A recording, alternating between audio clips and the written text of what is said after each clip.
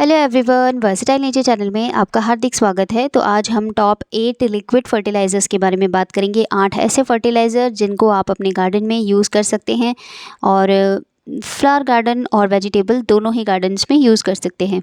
तो ये सारे 8 फर्टिलाइज़र हैं जिन्हें आज हम देखेंगे कि ये कैसे बनते हैं और कैसे आप बिल्कुल कम खर्च में ऐसे फर्टिलाइज़र बना सकते हैं।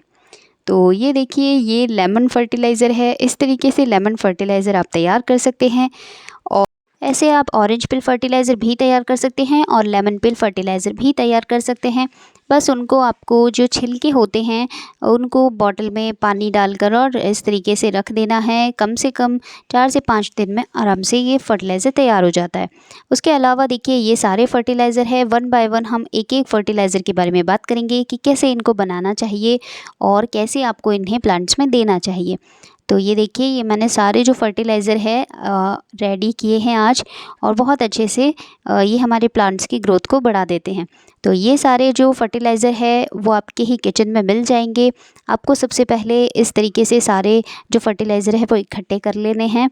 और सबसे पहले जो इनके लिए ज़रूरी है, चाय की पत्ती, सरसों खली, जो खल आती है वो शॉप पे मिल जाती है आपको, ये आप ले सकते हैं। उसके अलावा जो केले के छिलके होते हैं उनको आप सुखा लीजिए, उन्हें यूज़ कर सकते हैं।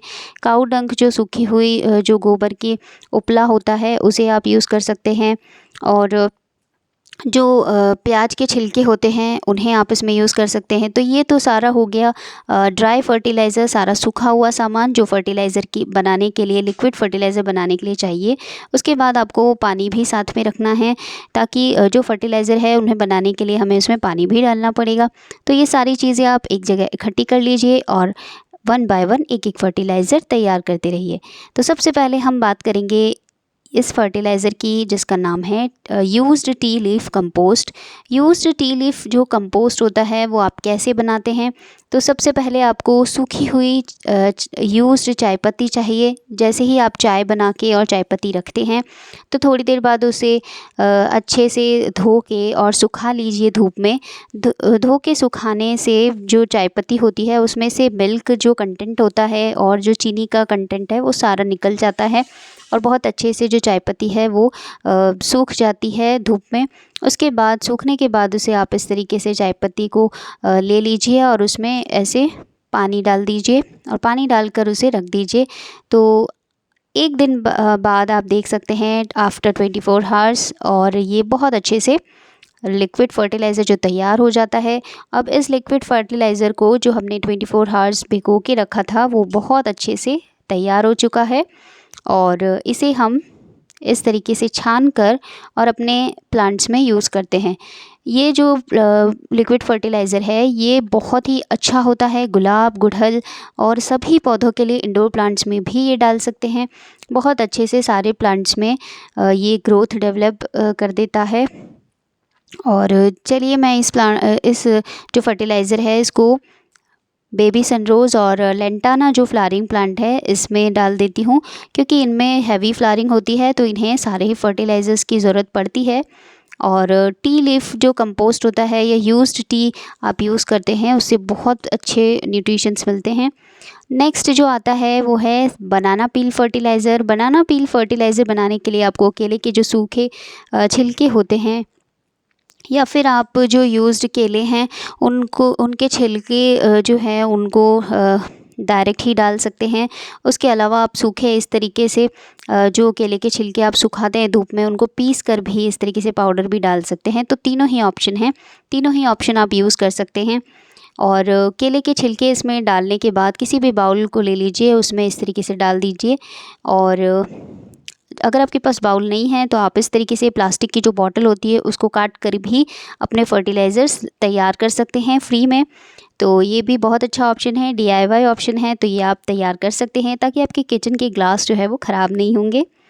तो केले के छिलके लेने के बाद आप उसमें अच्छे से पानी मिक्स कर दीजिए। पानी मिक्स करने से जो हमारा फर्टिलाइज़र है उसको बहुत जल्दी तैयार होने में हेल्प मिल जाएगी। अब हम इसे 24 हावर्स के लिए रख देंगे और 24 हावर्स बाद देखेंगे इसमें स्पून से देख लेंगे कि इसका जो कलर है वो चेंज हुआ है और कलर जो है थोड़ा येलोइश कलर हो चुका है।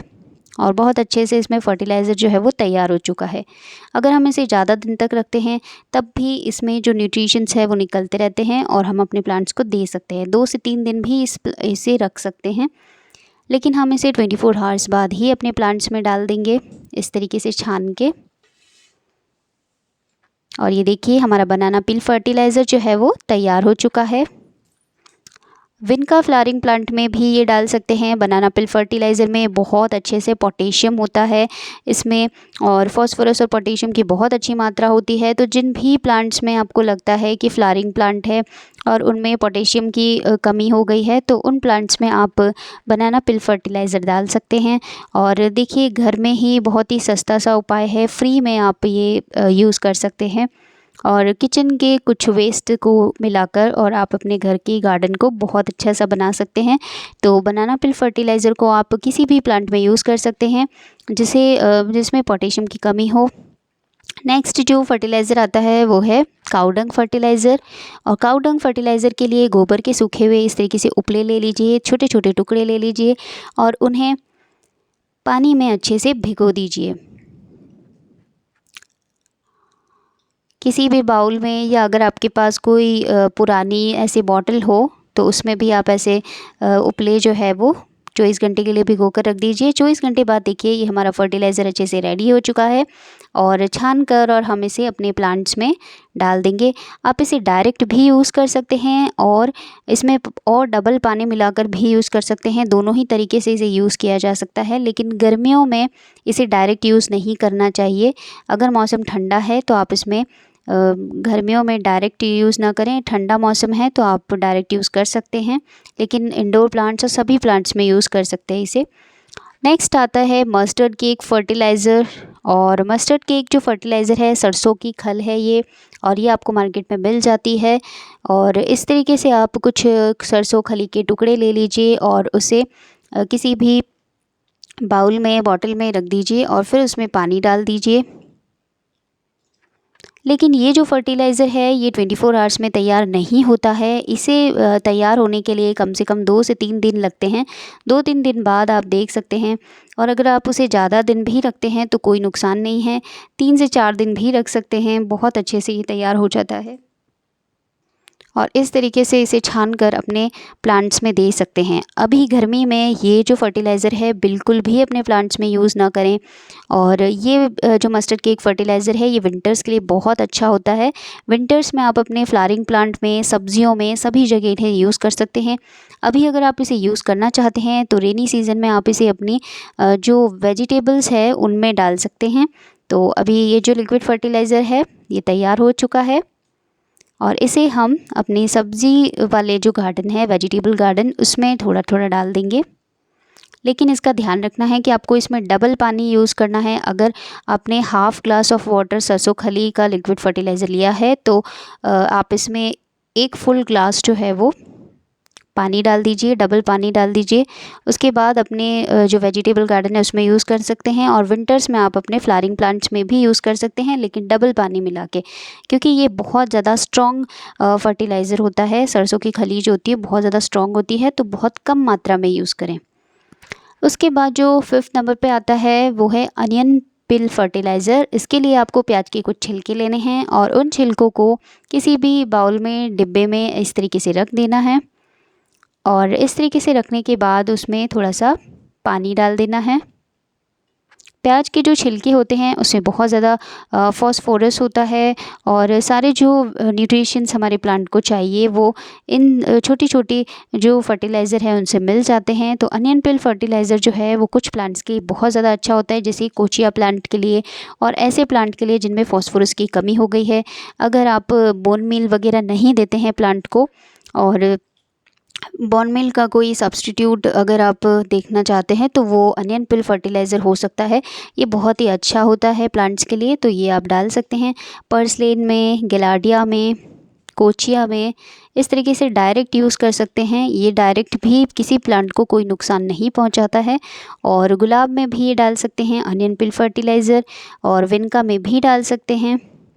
उसके बाद नेक्स्ट जो फर्टिलाइज़र है 6 नंबर पे वो है सीविड एक्सट्रैक्ट फर्टिलाइज़र। ये आपको किसी भी बीज भंडार पे मिल जाएगा।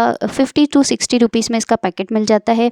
वो लाकर आप अपने प्लांट्स में दे सकते हैं। 24 आवर्स बाद देखिए ये बहुत अच्छे से तैयार हो चुका है। इसे पानी में डालकर रख दीजिए, ये 24 आवर्स में रेडी हो जाता है और फिर इसे छान कर अपने प्लांट्स को दे सकते हैं। सीवीड एक्सट्रैक्ट जो फर्टिलाइज़र होता है इसमें बहुत ज़्यादा न्यूट्रिशंस होते हैं और ये जो माइक्रो न्यूट्रिएंट्स होते हैं और बहुत अच्छे से हमारे प्लांट को मिल जाते हैं। अगर हम इसे लिक्विड फॉर्म में देते हैं तो प्लांट जल्दी एब्जॉर्ब करते हैं। तो इसमें भी थोड़ा सा पानी मिलाकर फर्टिलाइज़र में आप अपने प्लांट्स को दे सकते हैं या डायरेक्ट भी दे सकते हैं। डायरेक्ट देने से भी कोई नुकसान नहीं होता है प्लांट को, बस आपको थोड़ा थोड़ा ही देना है। तो पर्सलेन और जो फ्लावरिंग प्लांट्स हैं जिनमें भी आपके फ्लावर प्लांट में फ्लावरिंग नहीं हो रही है उन प्लांट्स में सीविड एक्सट्रैक्ट फर्टिलाइज़र डाल दीजिए। 7th जो फर्टिलाइज़र है वो है लेमन या ऑरेंज लिक्विड फर्टिलाइज़र। लेमन या ऑरेंज के जो छिलके होते हैं, ऑरेंज पील्स होते हैं, उनको आप इस तरीके से किसी बॉटल में बंद करके और पानी डाल के रख दीजिए। कम से कम 3 से 4 दिन बाद आप देखिए इस तरीके से आपका लेमन फिल्ड फर्टिलाइज़र तैयार हो जाएगा। नेक्स्ट जो आता है kitchen waste fertiliser. Kitchen waste fertiliser के अंदर बहुत सारी आपकी जो किचन की सब्जियों के छिलके निकलते हैं, नींबू, मिर्च, ये देखिए भिंडी, जो भी सब्जियां जो होती है, आलू के छिलके, वो सब आप इसमें डाल के पानी भर के डिब्बे को बंद करके कम से कम 2-3 दिन के लिए रख दीजिए और इस तरीके से आपका जो लिक्विड फर्टिलाइज़र है 2-3 दिन बाद तैयार हो जाएगा। बहुत अच्छा सा ब्राउनिश कलर आने के बाद आप अपने प्लांट्स में डाल सकते हैं। इसे भी आप डायरेक्ट डाल सकते हैं। ये भी जो है हमारे प्लांट को कोई नुकसान नहीं करता है, इससे हमारे प्लांट्स और जल्दी ग्रोथ करते हैं। तो इस तरीके से ये सारे ही फर्टिलाइज़र बहुत ही अच्छे होते हैं। ये नींबू वाला जो फर्टिलाइज़र है उन प्लांट्स में दिया जाता है जिन प्लांट्स के अंदर बहुत एसिडिक सॉइल की ज़रूरत होती है, उन प्लांट्स में आप डाल सकते हैं। जैसे गुलाब में डाल सकते हैं और भी बहुत सारे प्लांट्स हैं जिन्हें एसिडिक सॉइल पसंद है, उन प्लांट्स में ये सब डाल सकते हैं। और किचन वेस्ट जो फर्टिलाइज़र होता है वो आप किसी भी प्लांट में डाल सकते हैं। सभी प्लांट्स की ग्रोथ के लिए ये किचन वेस्ट फर्टिलाइज़र जो है वो बहुत अच्छा होता है, चाहे वो इंडोर प्लांट्स हो, चाहे वो आउटडोर प्लांट्स हो, किसी भी तरह के प्लांट में ये परमानेंट प्लांट में भी बहुत अच्छी फ्लावरिंग करता है। तो ये सारे आज के फर्टिलाइज़र जो है वो मैं आपके साथ शेयर करना चाह रही थी। अगर वीडियो अच्छी लगी हो तो लाइक शेयर ज़रूर कीजिएगा। Thank you so much for watching.